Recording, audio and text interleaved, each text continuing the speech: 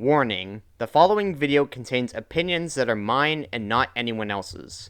All viewers of Banditex are encouraged to form their own opinion and to not follow mine directly. Hello everyone, welcome to Banditex.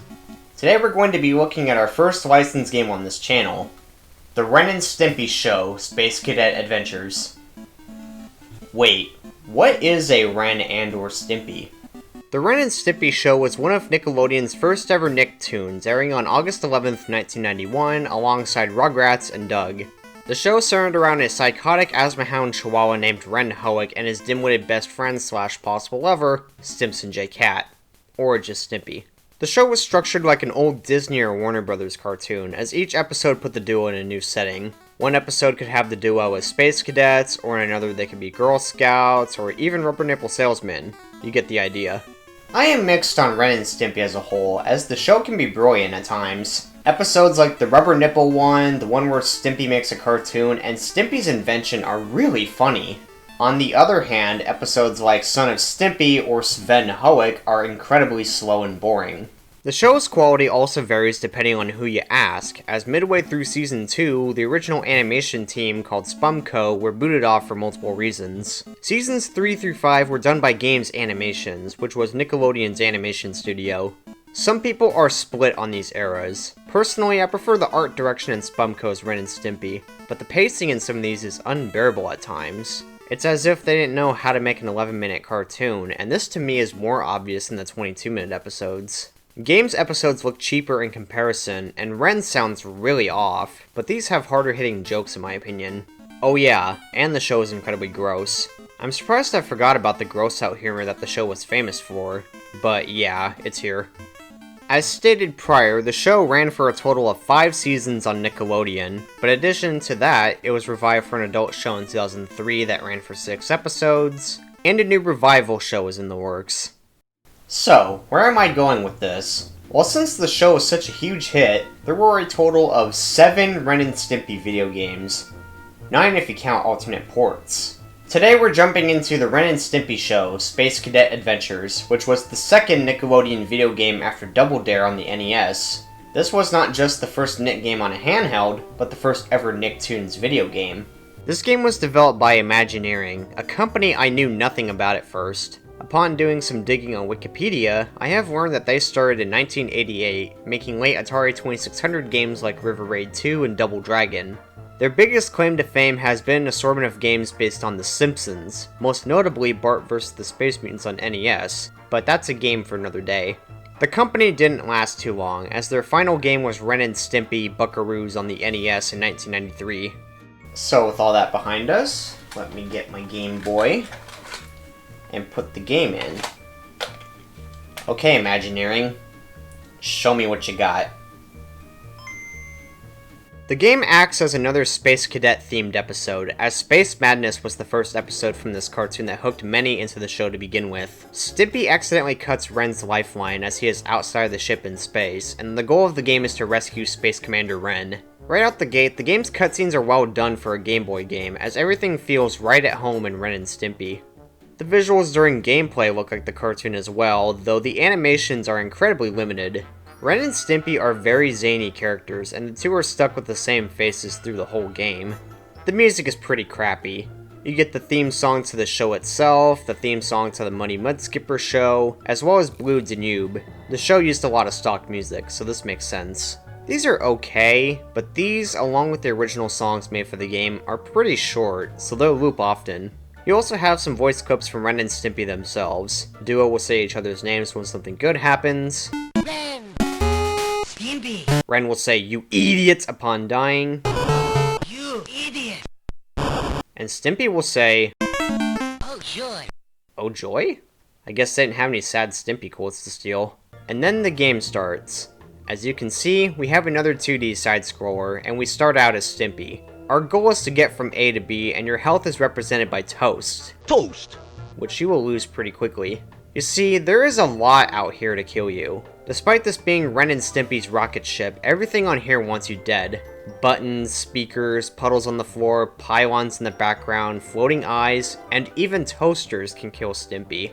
Yeah, Toast heals you. but toasters kill you.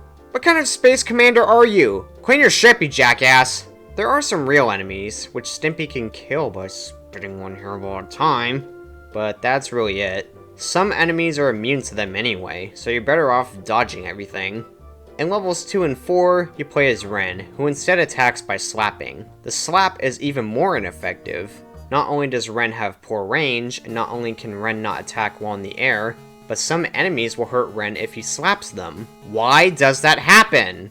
Ren sucks. At least with Stimpy you don't have to gamble with your toast. But this means that the game just gives you a handicap for the 2nd and 4th stages. There's no difference between the two aside from these attacks, so it's not like Ren gets more health or he's faster. He plays just like Stimpy, barring the attack.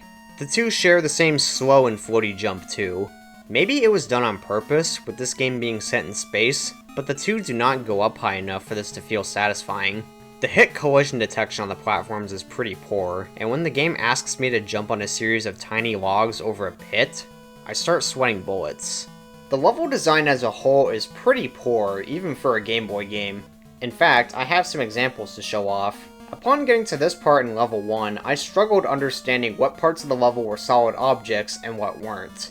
The levers in the background were solid at the start of the level, but at this part here, they aren't. Some enemies can respawn, and the game can do a poor job masking this. The game also likes to blindside players every once in a while, whether it's an 8-ball flying into you, making blind leaps of faith, or pits coming out of nowhere. This issue is somewhat common.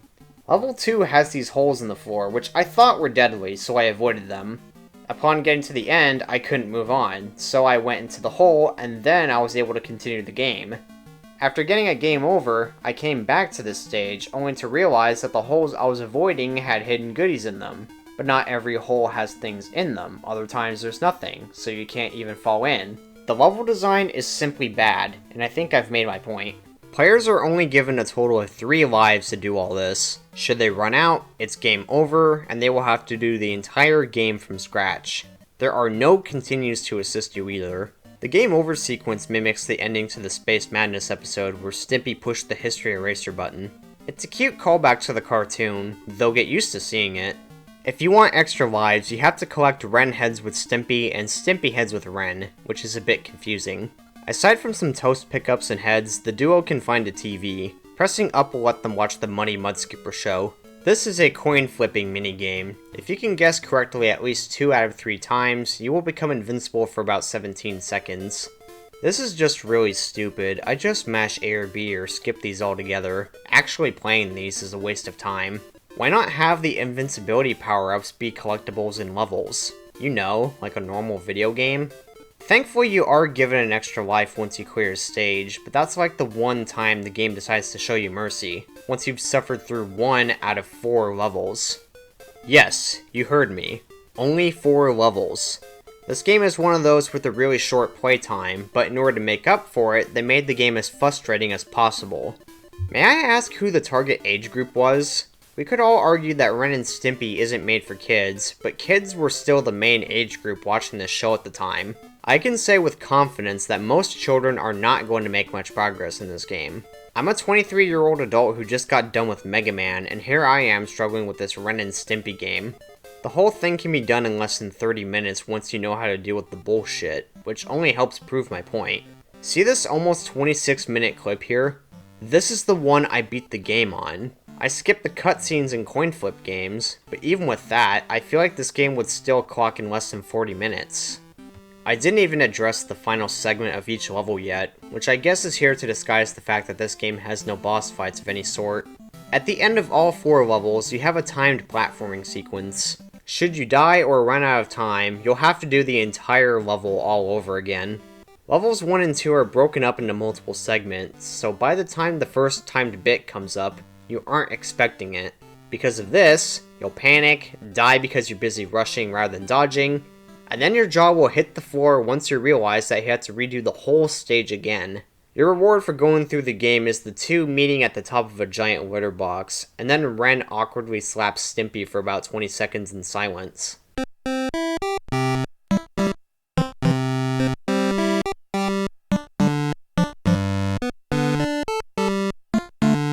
You idiot! You idiot!